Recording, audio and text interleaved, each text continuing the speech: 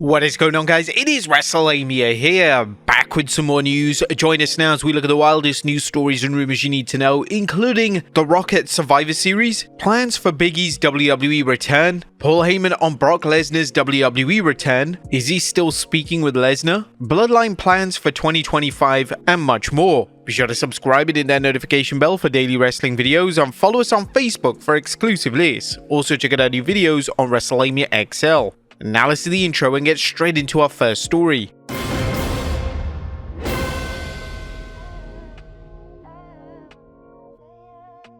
Our first story looks at John Cena final appearance confirmed for another PLE. A big John Cena news to report as WWE recently confirmed another appearance by the 16-time world champion, tweeting, "The time is now. Don't miss John Cena's last time ever in Toronto at Elimination Chamber." Now, it's too early to tell how the WWE will use Cena, but we do know Cena is competing in the 2025 Royal Rumble, which means he could end up in an Elimination Chamber match if he fails to win the Rumble. He kinda hinted at this again on his IG when he posted a picture of Hacksaw Jim Duggan winning the Royal Rumble. But this wouldn't be the first time the WWE has used the chamber to determine the #1 contender for a world title, and this will be a clever way to keep fans guessing whether Cena will get a world title shot, and with it, a chance to break Ric Flair's record of 16 world championships.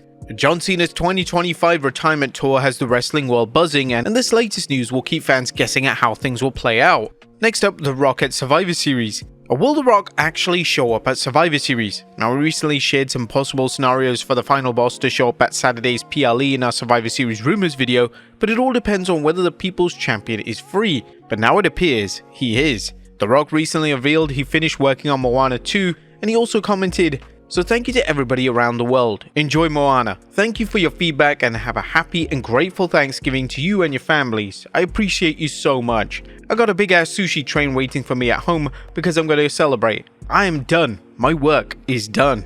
Is this a good hint that The Rock is now freed up his schedule for an appearance at Survivor Series? What do you guys think? Let us know in the comments. Next up, plans of the Bloodline in 2025.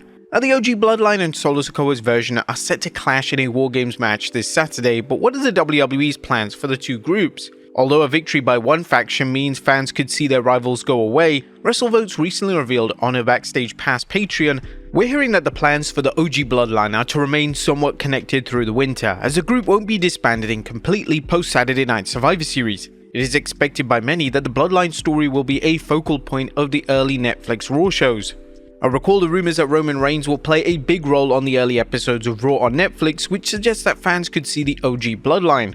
However, what about CM Punk? So TC, they brought all these guys back together. The Usos, Sami Zayn, not CM Punk. I don't believe he'll be part of it, but the forward Roman included, that story is going to remain all the way through the winter into the Royal Rumble and things of that nature. So excited to see where this goes. A Saturday night likely won't be the end of either side of the Bloodlines. A rumor has it that the WWE plans to extend the Bloodline Civil War into 2025, so this isn't a big shocker, especially since there seems to be plenty of life left in the current storyline. For starters, Roman Reigns has unfinished business with Solo Sikoa and Jacob Fatu, not to mention the looming threat of The Rock. Added matches such as the Usos battling Tama Tonga and Tonga Loa, and there's a lot of life left in this feud. Next up, plans for Big E's return next week. The New Day's 10-year anniversary celebration is coming to Raw, leading to questions about how Big E will be used. While Big E's future in the ring remains uncertain due to the devastating neck injury he suffered in 2022, WrestleVotes reports that the WWE intends to use him at the show.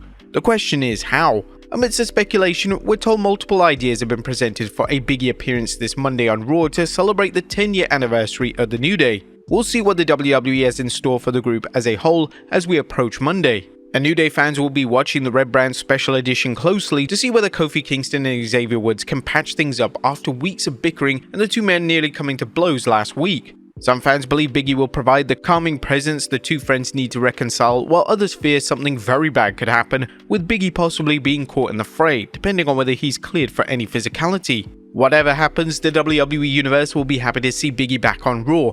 While the former WWE champion has appeared on programs such as WWE pre-shows, they haven't featured him on weekly television. Whether this is because they don't want to make fans think he's returning to the ring or for some other reason is unknown, but Big E remains a fan favorite.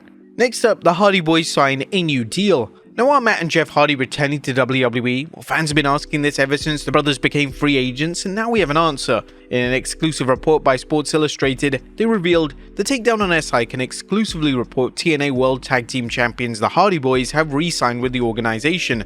Terms weren't disclosed. The report includes comments from Matt about why he and Jeff chose to stay in TNA and where they've been working since becoming free agents. We really believe in the direction that TNA is going. They've got a lot of big plans for 2025, they've taken great care of us, they have put myself and Jeff in positions to succeed, which we are very grateful for. Matt discussed the camaraderie he and Jeff feel with TNA's crew and what he and Jeff envision for 2025. We love the crew there, from the boys and the girls in the locker room to the management. Everyone and everything is really clicking right now. It feels like the unity is strong, the brand is growing again.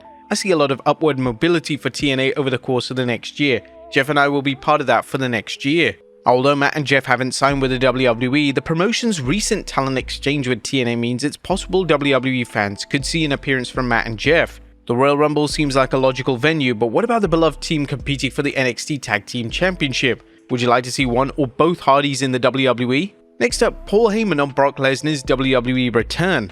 And while fans are unsure if Brock Lesnar will return, Brock's real-life friend and former manager Paul Heyman should know. Heyman told Shaq Wrestling about what he knows.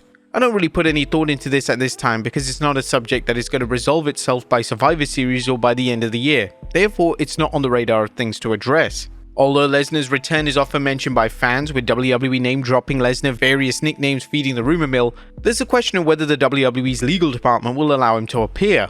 Although Lesnar isn't named in the Janelle Grant lawsuit against McMahon Laurinaitis in the WWE, the allegations refer to someone believed to be Brock, which has reportedly led to his absence from television. Then again, knowing the WWE's history of working fans, Heyman's comments shouldn't be taken at face value. Nonetheless, there doesn't appear to be any reason for Lesnar to return right now, as the WWE has plenty of other storylines going on, and his return should be saved until it means something significant. But does Paul Heyman still speak to Brock Lesnar? But what about their friendship? Shaq Wrestling asked Paul whether he still speaks with the Beast incarnate, with Heyman telling him, based on both love and appreciation for the man and a healthy dose of absolute fear of the man, I will neither confirm nor deny my knowledge of even the existence of a species on this planet that carries the name Brock Lesnar.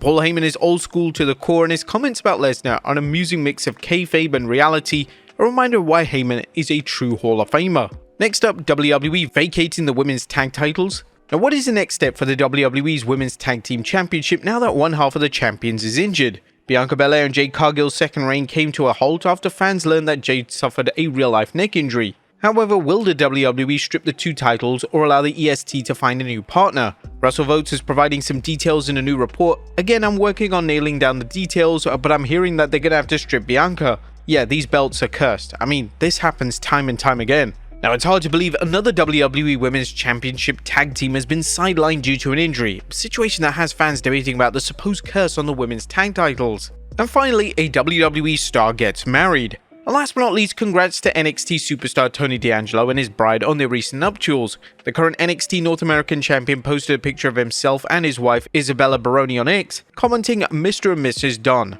Salud." Wow, I send the best to the new couple as they embark on this new chapter in their lives. But there you have it, folks, the wildest news stories and rumors you need to know. Be sure to leave your comments down below, and I'll see you next time with some more wrestling content.